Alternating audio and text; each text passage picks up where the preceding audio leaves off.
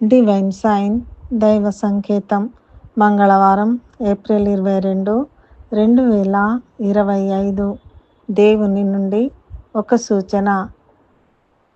సామెతలు 15:1. మృదువైన మాట క్రోధమును చల్లార్చును, నొప్పించు మాట కోపమును రేపును. ఈనాటి దైవాంశము నొప్పించు మాట కోపమును రేపును. 1 పేతురు 3:1. అటువలే స్త్రీలారా, మీ స్వపురుషులకు లోబడి ఉండుడి. హిందూ దేశము మొదలుకొని కూషు దేశము వరకు 127 సంస్థానములను ఏలిన రాజైన అహష్వేరోషు తన ఏలుబడియందు 3వ సంవత్సరమున తన అధిపతులకందరికిని సేవకులకును విందు చేయించెను. అతడు తన మహిమగల రాజ్యం యొక్క ఐశ్వర్య ప్రభావములను, తన మహత్యాతిశయ ఘనతలను అనేక దినములు అనగా 180 దినములు కనుపర్చెను. ఆ దినములు గడిచిన తర్వాత షూషను కోటలోనున్న అల్పులకేమి ఘనులకేమి జనులందరికీ రాజు కోటలోని తోట ఆవరణంలో 7 దినములు విందు చేయించెను.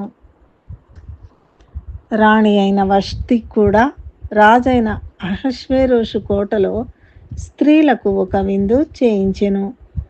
7వ దినమందు రాజు సంతోషముగా నున్నప్పుడు జనమునకు అధిపతులకు రాణి అయిన వష్టి యొక్క సౌందర్యమును కనుపరచవలెనని రాజకిరీటము ధరించుకొనిన ఆమెను తన సన్నిధికి పిలుచుకొని వచ్చినట్లు తనకు ఉపచారము చేయు 7 నపుంసకులకు ఆజ్ఞాపించెను.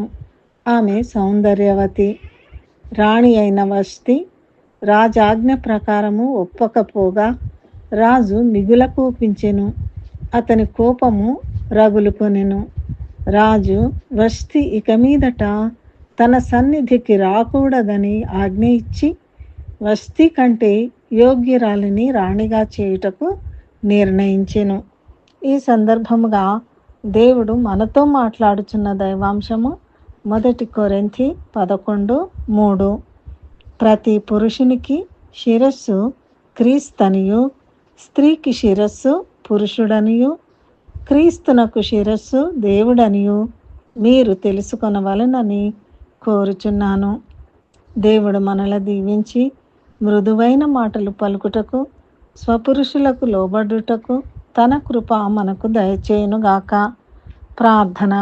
మా ప్రియ పరలోక తండ్రి, మా నోట నొప్పించు మాటలు రాకుండా మృదువైన మాటలు పలుకుటకును, మా స్వపురుషులకు లోబడుటకును మాకు నీ కృప దయచేయుము.